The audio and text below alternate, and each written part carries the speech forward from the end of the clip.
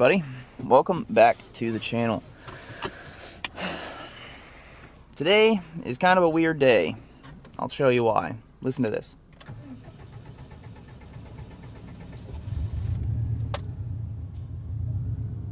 You hear how long that took to start? I'm running into an issue here where it has issues starting hot. It doesn't have issues starting cold. Well, it has kind of started to have issues starting cold. But one of the main issues, like the main starting issue that led me to this was I thought it was a fuel pressure regulator for the simple reason of, it's not getting enough fuel pressure. But looking at my AFRs, they're hitting at idle, even sometimes hitting at 15, 16, 17 to 1. And then when I take off, like in first gear and I start to go, it'll hit 17 to 20 to 1. And I can feel it pull timing, and obviously that's not a good thing. So with changing the fuel pressure regulator, it helped a little bit, and I feel like that was a partial issue. But now I have a suspicion that the fuel pump is going, because obviously number one, it is noisy. Number two, slow on hot start, so after the pump has been working for a little while, it's having a hard time building pressure. You can hear it when you turn the key on where it'll start, like the fuel pump will kick on and start to build pressure, but it takes a long time. So that makes me weary that the fuel pump is kind of, giving out. And then the second thing is taking off from like first gear, or even, let's say I'm in third gear and I'm going down the road and I give it light throttle. It's supposed to dip down to like 13, 12, 11 to 1.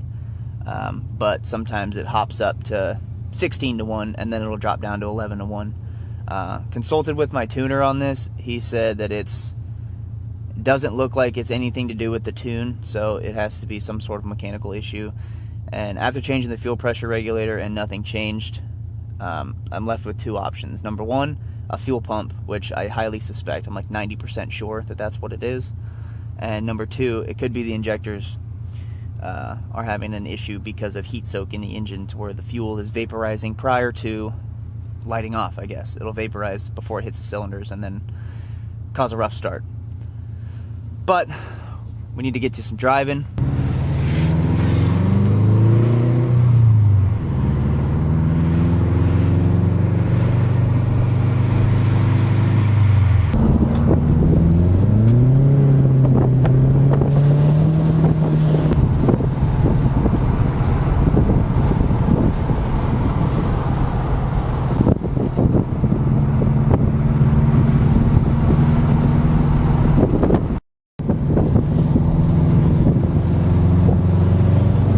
Another thing here too, this car needs a clutch so bad. So, hint hint, coming up in future videos, I'm gonna have to pull the engine on this thing and get us a new clutch. Yay. Well, we made it back to the house. I pulled off the rear seat so I can drop this seat. Just a little lower. But when I'm in here, it's always fun to just see, what's been in here. But you could tell somebody's been in here doing something, because you have a male connector for a wiring connector. That was found in the crevice in here, so I'm sure I'm going to have a fun time finding out what's been done to this fuel pump. So we're going to need to drop this back seat here, pull it out, and fuel pump should be sitting right behind this one. So let's pop it off and see.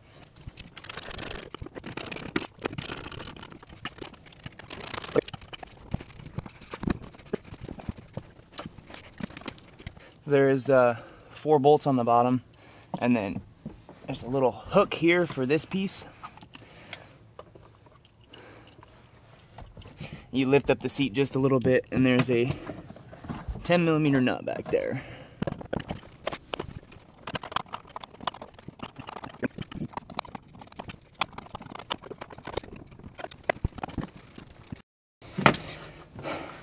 So you can get to the fuel pump from the trunk, but I wanted just a little more room. So you lift it up, take the back seat out, and there's your fuel pump cover. Before Phillips head screws, you get that off, and then you'll be at the actual tank with the pump assembly below that.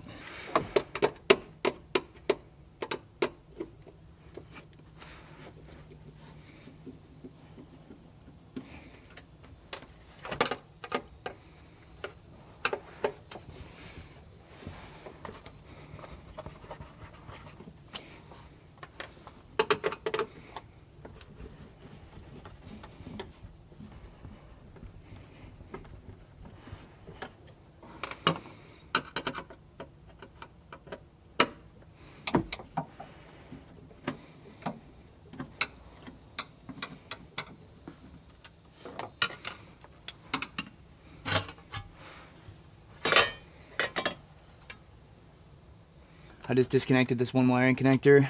It's going to be this quick disconnect fitting, this quick disconnect fitting, and this tubing line. And pull that off, and it'll be, what is that? 4, 8, 9. It's going to be 9, what looks to be like 5 or 6 mil bolts. Pull that off, and then the whole fuel pump assembly can come out.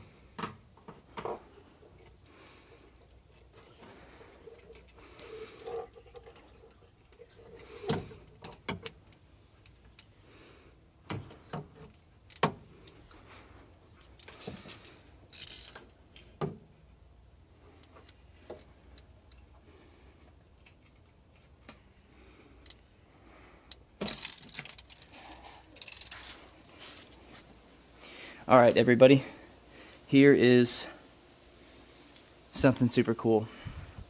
So, I've been looking online at fuel pumps to buy, and I have my eye set on an AEM 340 liters per hour, and I don't know if you can see what's in this, and it's an AEM 340 liters per hour with a brand new filter, so it was changed just before I bought it. But here's our fueling issue. Obviously, as most of you know, the pump sucks from the bottom of the tank, pushes it up here through the lines, and then your fuel pressure regulator decides what it wants, which is usually 45 psi, 40 to 45 psi, and then it sends the rest back into your return tank, which is right here. So when this guy installed this, he twisted the line or used a cheap line. And so when this pump is sucking the pressure up, half of it is going out back into the tank. So there's our inadequate fuel pressure. So no need to take out the pump. We can go return the other one. But what we need to do is disassemble this pump from the bottom here, and then change out this line right here, because there's our tear. And that's where all of our fuel is going. So let's get this on the bench, let's disassemble this, and we're changing this fuel line.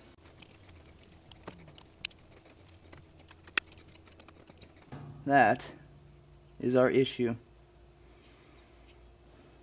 That's where all of our fuel pressure is going, and that's why it's running lean. Goes to show you, just a little simple mistake can cause heartache.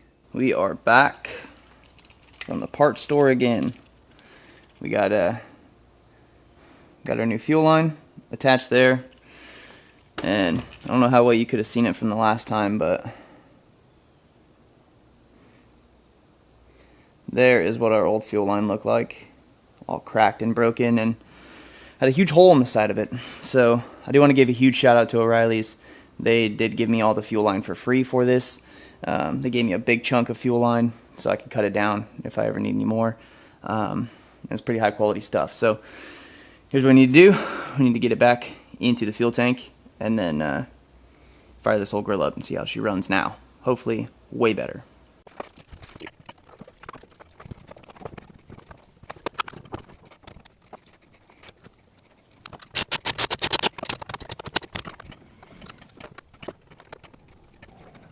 That is hopefully a fixed fuel pump.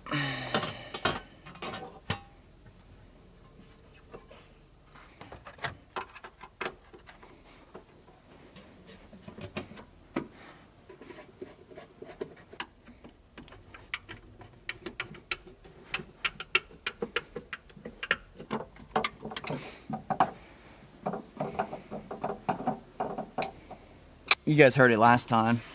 Well, you guys heard it at the beginning of this video. That sounds better. Let's give it another prime.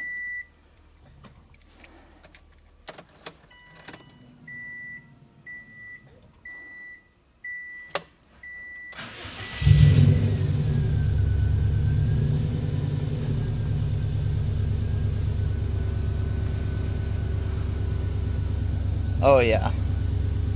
That is so much better. Obviously.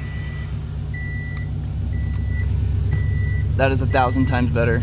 And obviously the fuel is going to the engine now and not back into the tank while the pump is overworking itself.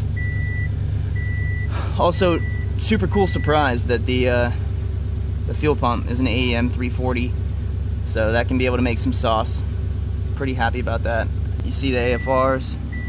Now at 14.7, 14.8, 14.5, that's how they should be. They were going up to 15, 16, 17 because it was running lean.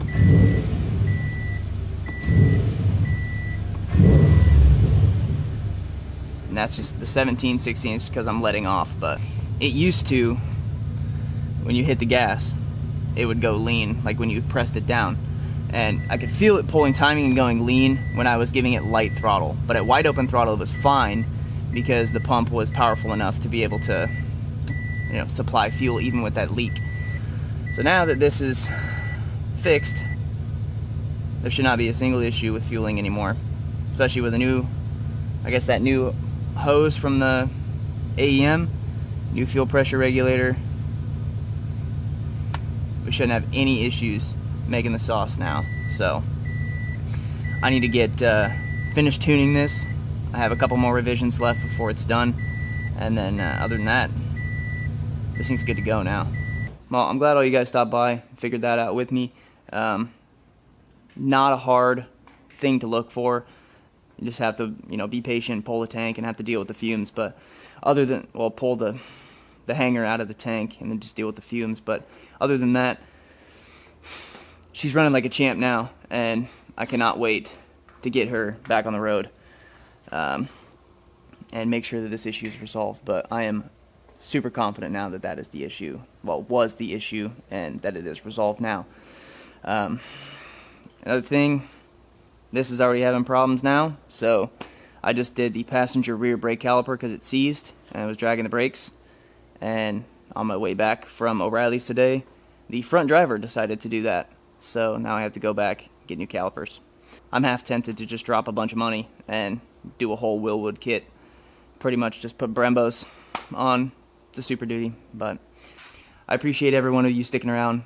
This was a pretty easy fix, and I'm glad that we were able to knock that out. But thank you all for sticking around, and I'll catch you guys in the next video. See ya.